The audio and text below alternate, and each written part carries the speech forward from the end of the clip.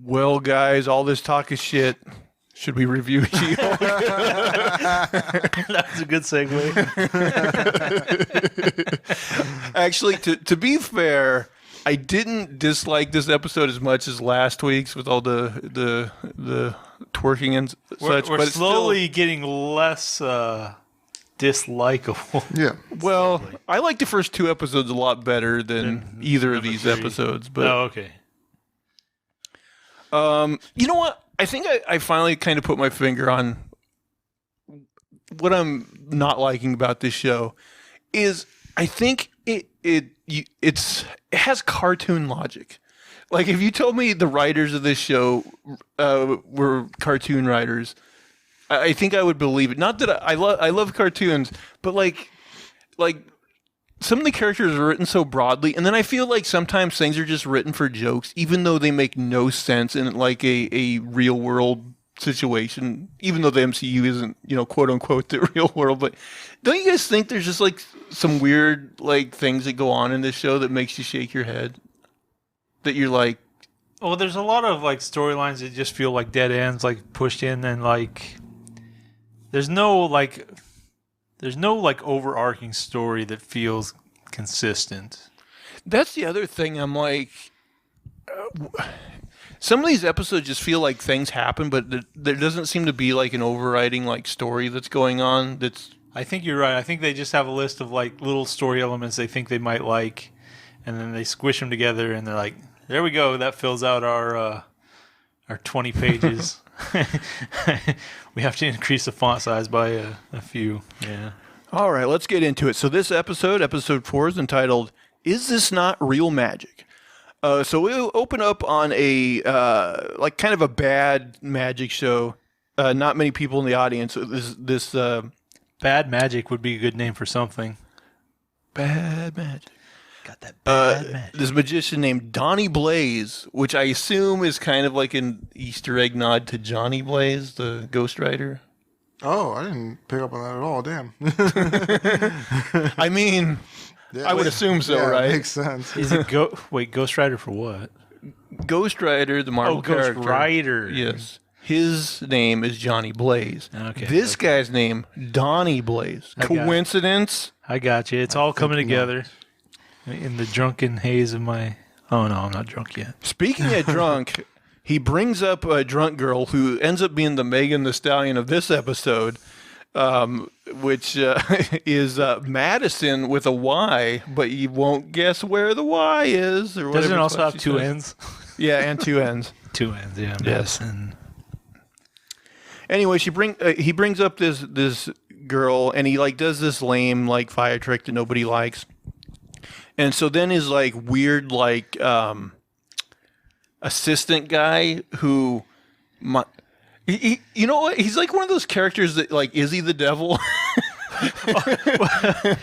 Well, it's kind of strange. Like, he's an old black guy, Right. and like he's always like on the defense for this guy who's obviously very bad. Yeah, he's like his little personal sidekick or something. I don't know. Yeah. Definitely a weird choice. But like a very loyal like defender of this kind of like charlatan. Right. So like his assistant's like, hey, do the thing or whatever. So he's like, all right. So we find out he has a sling ring. And so he uses a sling ring to like open a portal behind this drunk girl, and the crowd's like, oh, finally, like, yeah, this trick is cool. And so then we cut to Nepal, where Wong lives. He's having a lazy day watching The Sopranos when all of a sudden this drunk girl, like a portal opens and she gets dumped there. Now, to be honest, this seems like kind of like a fantasy life for if you could just be sitting on the couch being a potato or whatever, and some hot drunk shit just falls on your couch.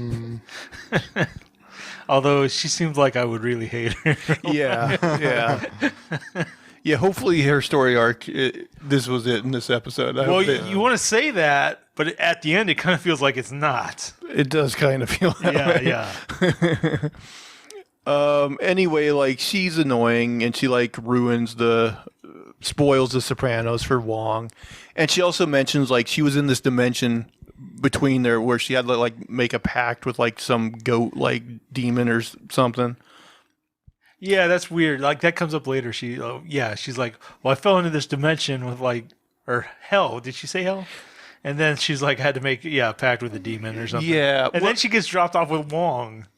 Completely random. Very, very convenient.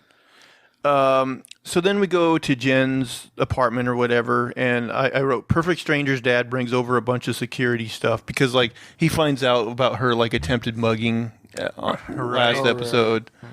And she mentions that like she never like contacted the police because she knows the police in these cases would never like catch the bad guys. Which is true. Cops are worthless. So now we get a short scene of Jen at work. She creates a dating profile, and then Wong shows up in her office, and why is this a story? Why is this in here? That's part of what we were talking about. It's like, oh yeah, we need the dating stuff. Well, I'm okay with them like examining her love life and having. Yeah, I guess. I mean, to be honest, it was the better part of the show, I think. But speaking of like cartoonily broad characters, we'll get into this. Like, there's so many like men. They're just like there's no nuance. They're uniformly bad. Yes. I just thought I don't know, they could use a little, like maybe a guy that's not completely terrible, that has degrees to him. But so yeah, Wong shows up in her office and he's complaining about this Donnie Blaze guy. He wants her to use the law to basically put an end to him because he says that like messing around with a sling ring can somehow like end all life on Earth, basically, if you fuck up too much. Right, and does this make any sense? I mean, is there any reasonable like explanation why he would try to use the law? Why doesn't he just show up, take the sling ring, and be like, "Fuck off, retard"? I mean, it does seem like if it was that dangerous, yeah, it seems like just like him and Doctor Strange would just show up, easily take it from him, and be on their way. Yeah. They'd go give it to somebody else at the academy. Right. Or the dojo, or I don't know what the fuck they do, but like he even says it later. Like I can just send him to a mirror dimension. He'll probably live. Right. Why didn't you just do that before? It's like they're trying to like play the game. They're like, we want to be lawful abiding citizens, right? But like in the previous one, he's like, yeah, I broke the abomination out of jail completely illegally. Hasta la vista. I'll see you later when the law's convenient for me. It's weird and random. I don't know. It's inconsistent. And also, like, we see in the first Doctor Strange at least, like, they've had like a ton of like students, right? And they're using the sling ring. Yeah, and there's stuff. like 100 people or something. So, like, I assume at some point in their past, they've had to like go after a rogue person and deal with this issue. And so, it just seems like the whole premise doesn't make sense. But Jen kind of mentions like, well, did this guy sign some sort of contract when he got the ring? And he's like, no. She's like, oh, okay, this might be difficult then or whatever, but I'll still take the case. But they swore like some kind of oath or something. Right. Some verbal. Yeah, and she's like, well, yeah, did you get this in writing or blah, blah, blah, blah. So now her and Nikki are at a bar. She finishes making the cease and desist for Wong. And then like, Nikki is like trying to get her a date. So like she takes her phone with the profile she made, and she's like, oh, you don't use your business photo for that. And she also mentions like, oh, maybe you should make a She-Hulk profile. And she's also like swiping right on like a ton of guys to try to get her a match or whatever. So now the first stereotype I wrote, Jen and Nikki are hit on by a stereotypical douchebag. And this is like the first of many. This is like kind of scummy guy that comes up to him. He was just kind of like a generic like hitting on them, right? He wasn't that bad. Yeah, I guess, but I don't know. He was just some guy. Yeah. Okay. So now we get a scene where She-Hulk serves Donnie and his assistant with the cease and desist, and just a short scene, like her and Wong there, and like he does a trick where he makes like a ball disappear, and then Wong like uses his magic to like make it show up or something. Are we talking about the court scene? No, this was before the court scene where they're just like in his little office, the four of them. Oh, okay. Right, and the so it's him and the black guy, and then those two. Yeah, and his assistant like kind of keeps like repeating what he says. Yeah, everything he says, he just repeats back. Like that baseball movie or whatever.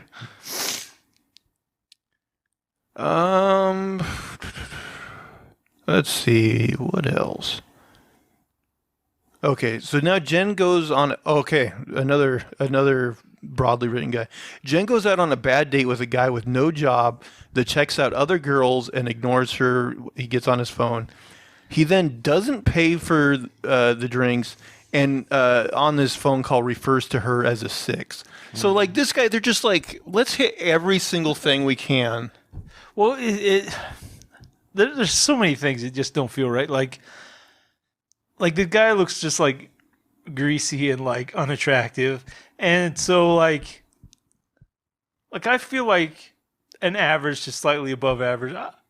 Like in real life, I'd call her what? Probably like a 7. I don't know. She isn't like a movie star, so. I mean, but it's kind of gross to put numbers on people, but she's an attractive lady. Yeah. I like being gross, but but yeah. So she goes out with this kind of scummy guy, and I feel like someone of her attractiveness on Tinder would get like enough hits from more attractive guys than that, at least. Like, even if she found, like, a scumbag, like, it would have been better than that guy. Like, he was very... Yeah, he didn't have a job. There's so many things wrong with him. You'd think she'd filter that out. Like, he wasn't even trying to get laid. Like...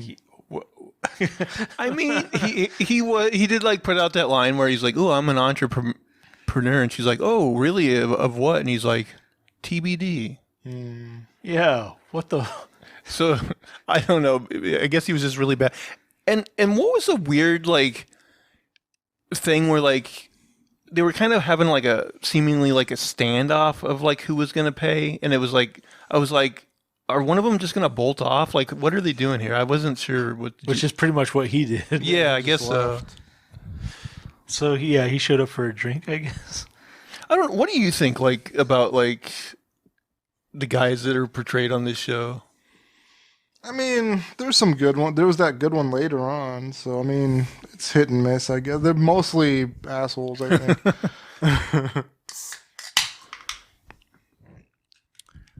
Bruce has been the best guy so far. Bruce. Yeah, she should get together with him. Yeah. Hulk smash.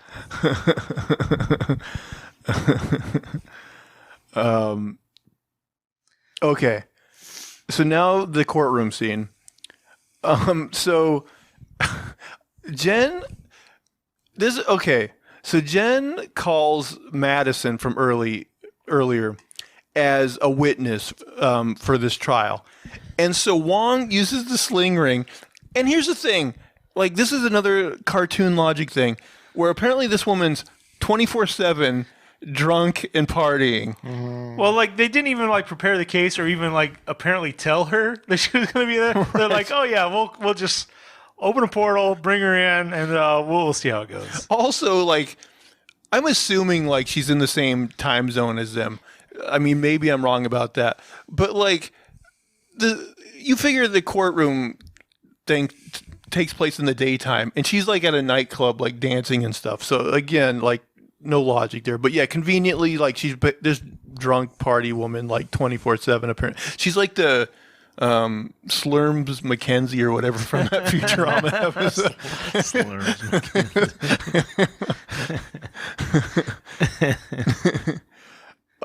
I wrote, the judge allows this.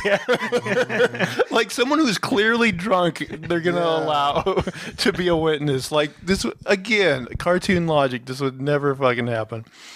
So yeah, Madisynn tells the story of how she had to make a pact with a demon and all that stuff. Okay, this is another thing I fucking hated. Donnie starts doing magic tricks in the courtroom. And then not only is he doing them, his assistant and his fucking lawyer start doing magic tricks. And this is one thing I noticed that this show does occasionally that I hate, is they'll have a character acknowledge the stupid writing that's going on, but it's like, so like the lawyer, what I'm talking about is the lawyer starts doing the magic and she's like, is the lawyer doing magic too? And it's like having your character acknowledge your shitty writing does not excuse your shitty writing. You know what I mean? It's like, no, you shouldn't have wrote the lawyer doing that because it's fucking stupid and it makes no sense. You know what I mean? And I mean, if I wanted a lawyer, that guy, because they did make it look like the argument was possibly just illogical. It's like, you want to stop us from being stupid and doing really bad, shitty magic? Come on. Well, at least we're obviously retards. At least on this show, you know, I talked about how I hated that on the last episode. Like they had that one guy's whole trial stem to stern in one episode. At least this one, the judge was like, okay, I'm going to ponder about this for 2 weeks. Right. Yeah. We're not going to finish it right here. But then like Donnie was like, or I think Wong was like, well, can you at least like say this guy can't, you know, use a sling ring during this time? And he's like, hey, I need to make money. This is my livelihood. And the judge agrees to that. So she's allowing him to still do his magic. Now Jen makes a profile as She-Hulk and instantly starts getting a ton of matches. So now we got this montage where I said She-Hulk has a montage of bad dates and then finally one good date. So again, yeah, that was pretty much, yeah. This is just, again, the guys on this show is just like, you know, comically shitty, you know, guys, I guess. Yeah, and she finally gets to the good guy who's like a muscular.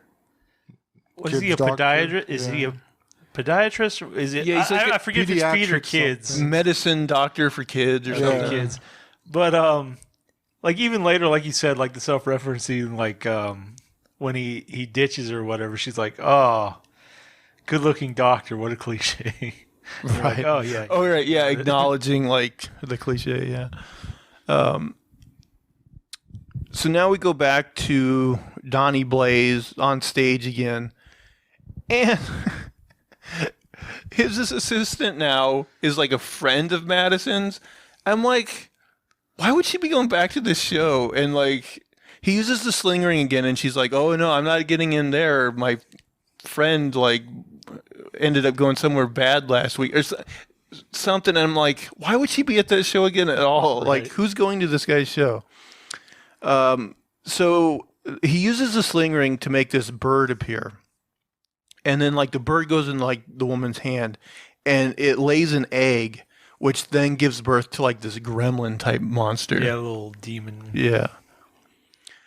He tries to get rid of the monster by sending it through another portal, but then it comes back out with a bunch more gremlins.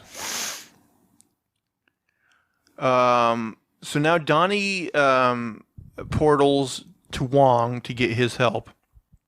And Wong's like, call my lawyer. Again, jeez. So now we go to Jen's date. She's getting hot and heavy with this guy on the couch, but her phone keeps interrupting her.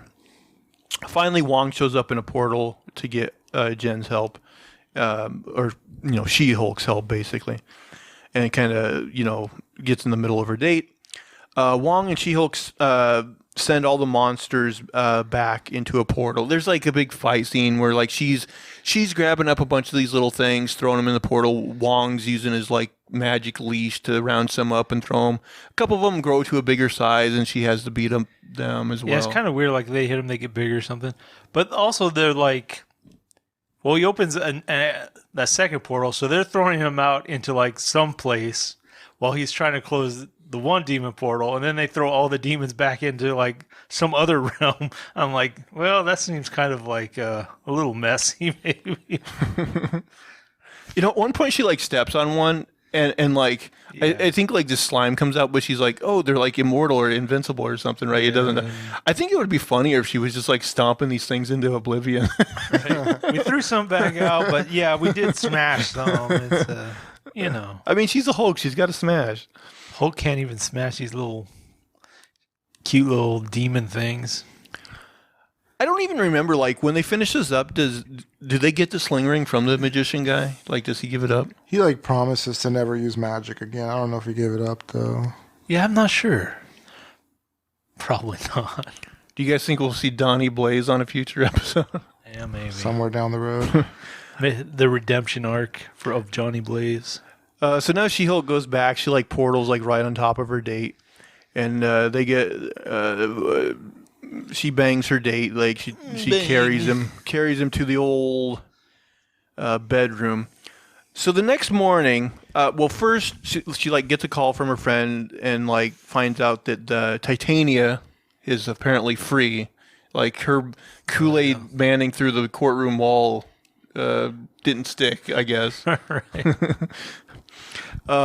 So she's in her apartment. Oh yeah. she's in her apartment as just like regular Jen.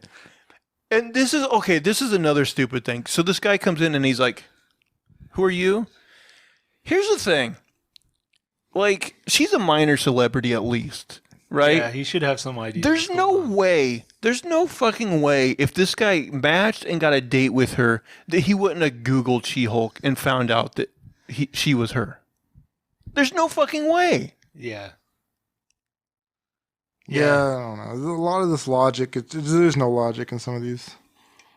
So yeah, it was, and so again, even this guy that we thought maybe would be more, no, he just ends up being an asshole too. That's like, oh, I'm totally uninterested in you. I only care about She-Hulk, and he fucking he leaves. sees her like it's essentially like seeing a woman without her makeup or something. Like, oh, yeah, Which I'm like, out.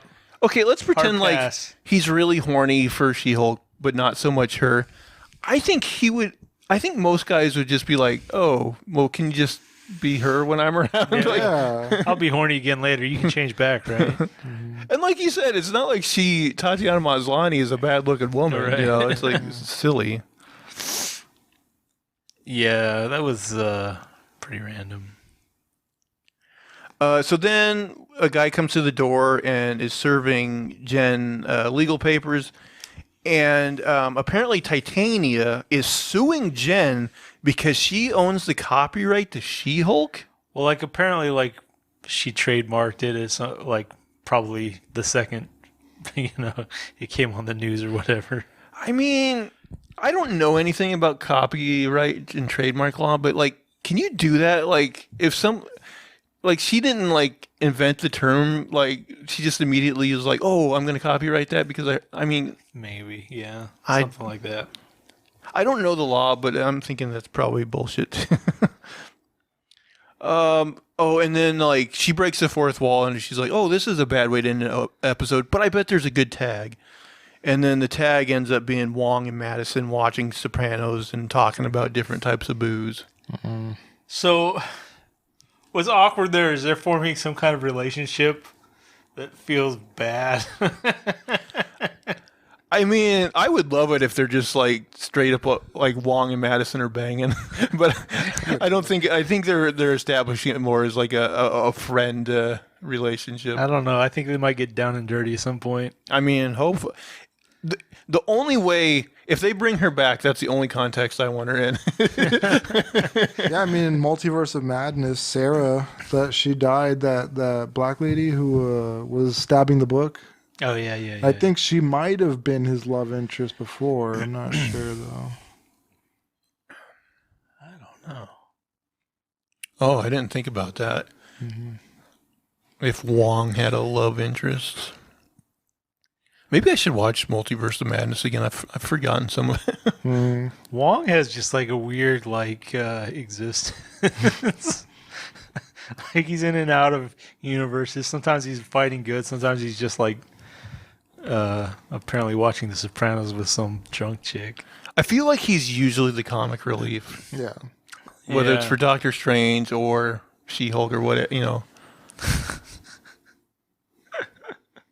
I don't know. I think that's funny. I do find it weird though that we're almost halfway through this series, and like We don't know who the bad guy is. yeah, I mean, I guess I assume Titania, but like we've only seen her for like a half a second. And then like she's also just showing up and it's like, oh, this is the passive aggressive villain. I know that's not even like a compelling like thing. Oh, she's suing her. Well, now it's gonna have to go to the courtroom. I'm like, oh, Yeah, that's gonna be super. like they're boring. gonna have to escalate it into actual violence, right? I mean, otherwise it's nothing. I mean, I assume at some point they She's gonna do. be like, I won the copyright infringement law That's the end of She-Hulk. case. And Titania's like, oh, darn it. Now what am I gonna do? I will say, like, this show is unpredictable in that, like, when we saw the first show, we were like, "Oh, that spaceship! I bet that's going to be something interesting." And then they're like, "Nope." They're like, yeah, that's the plot device we used to get rid of the Hulk. And then, like, they were trying to get her blood, so I was like, "Oh, Titania's probably going to try to get that," and then she'll like She-Hulk out, and then there'll be a big She-Hulk versus She-Hulk type thing, which could still happen. But it wouldn't surprise me if we find out down the line that nope, that was another weird subplot with somebody else that we don't get to see the resolution to or something. I don't know. It's like the shoe thief they set up in Miss Marvel that they never paid off. The shoe thief. Encyclopedia Brown in the case of the shoe thief. There's shit on these shoes.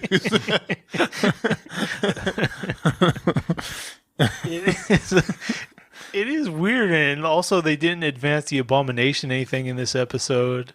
Yeah, I noticed that too. They didn't touch on Yeah. the Emil Blonsky story. I don't know. Do you even think they're going to bring him back? I hope so. They can't abandon it.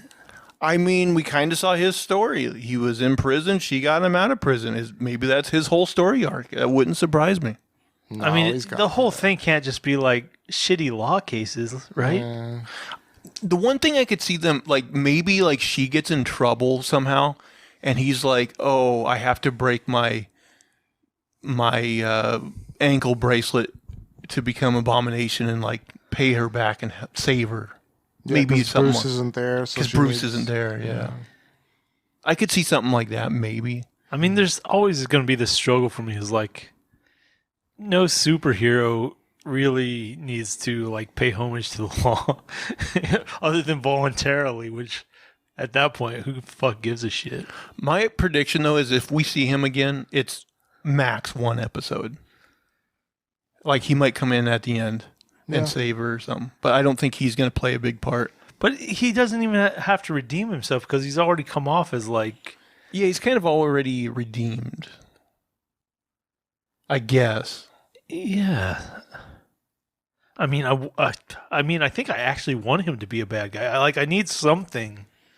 It would be nice to have someone to root against, I guess. But the thing is, like, apparently he could have left and just been a shithead the entire time. So, and like, if he was like a piece of shit, why would Wong be partners with him? And so it doesn't make sense that he's. Yeah, I don't think they're going to make him like a piece of shit. I think he's on the side of the angels now. So we need like a compelling villain. So that only leaves Titania.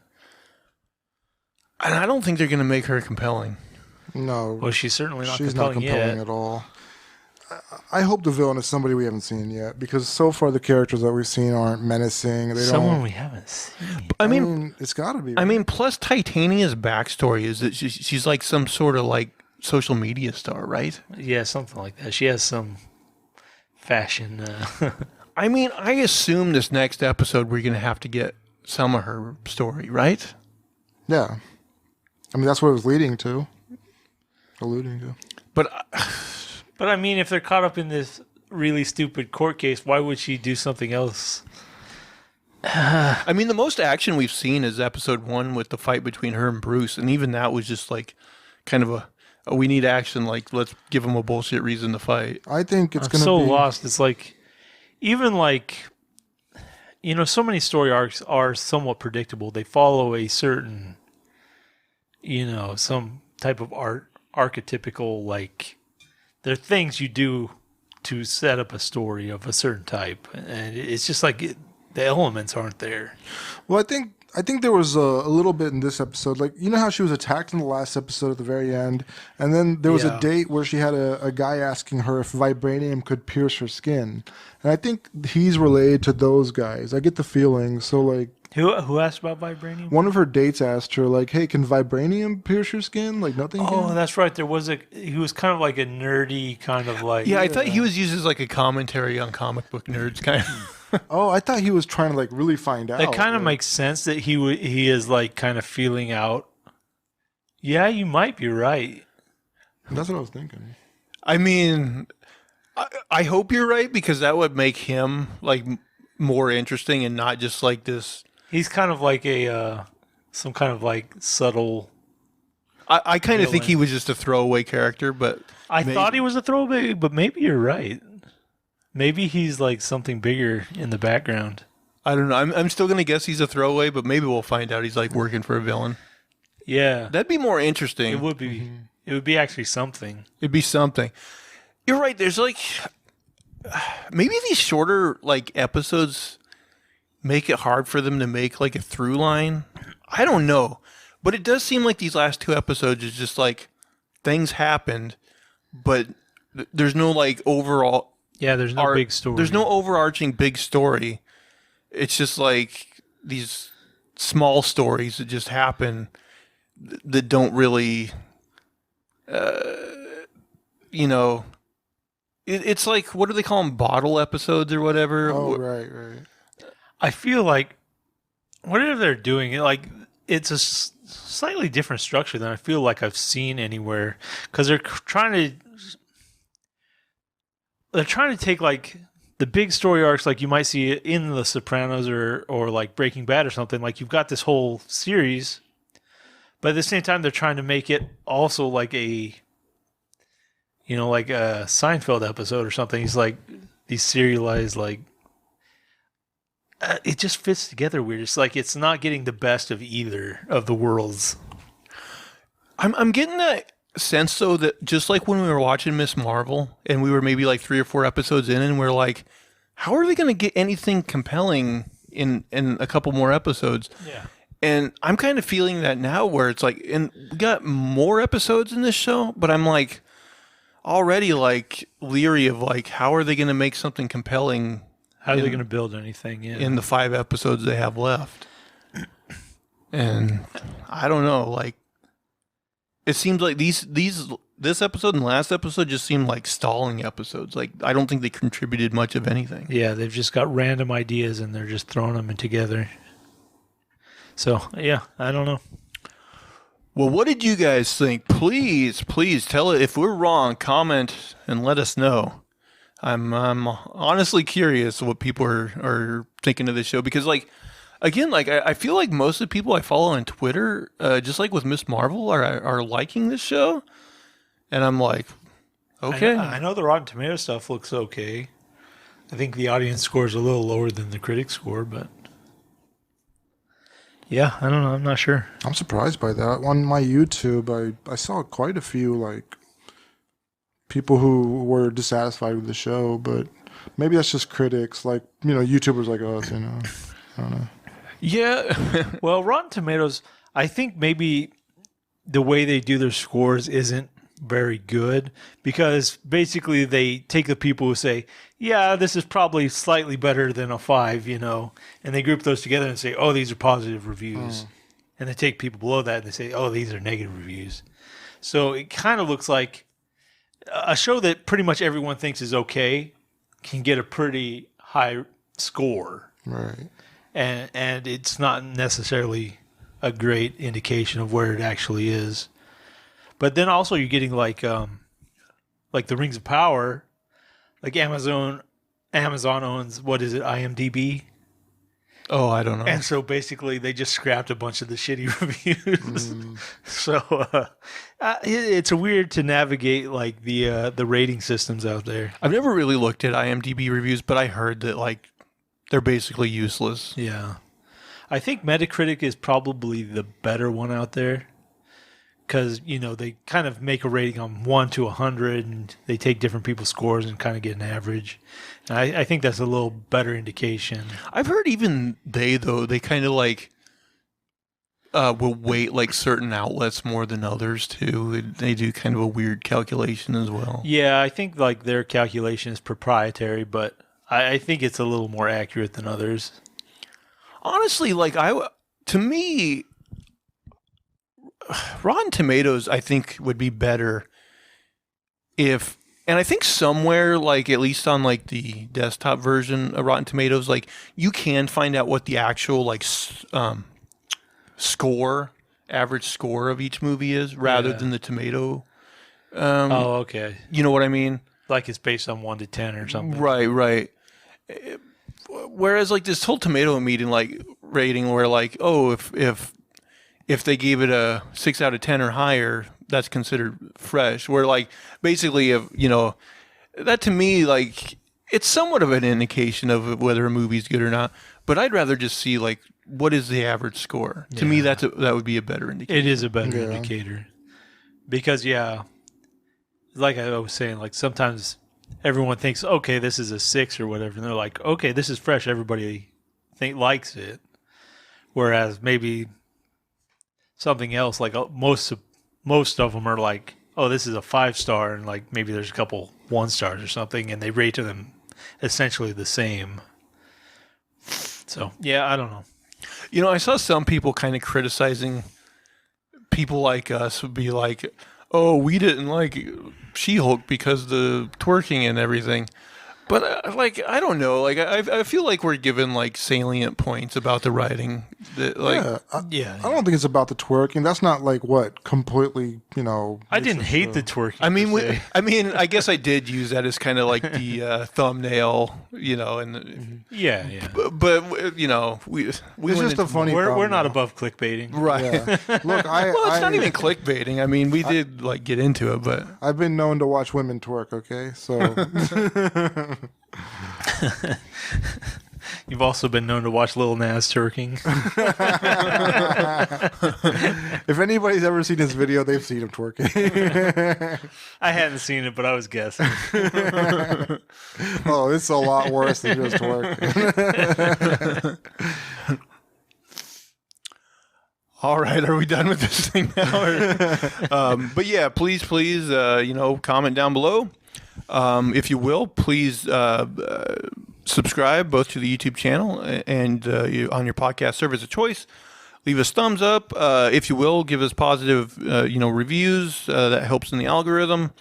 And then come on over and have a discussion with us on Twitter, in the Badlands of Twitter. Guys, where can people find you? At a name for this too, and that's the number 2. Do you remember, or are you too drunk? I was going to make some kind of Encyclopedia Brown ad, at terrorsintheforest.com. But at unsolicited SUG. And you can, of course, find me at Zach Jones Live. That's ZACH. Jesus. JONES. Yo, who's talking shit now? I was like thinking about it too hard. It's been a long day. But anyway, that is going to do it for all of our shenanigans in the poppycock this week. Please, please, please tune in again next week. Bye, guys. Take care. Have a good one.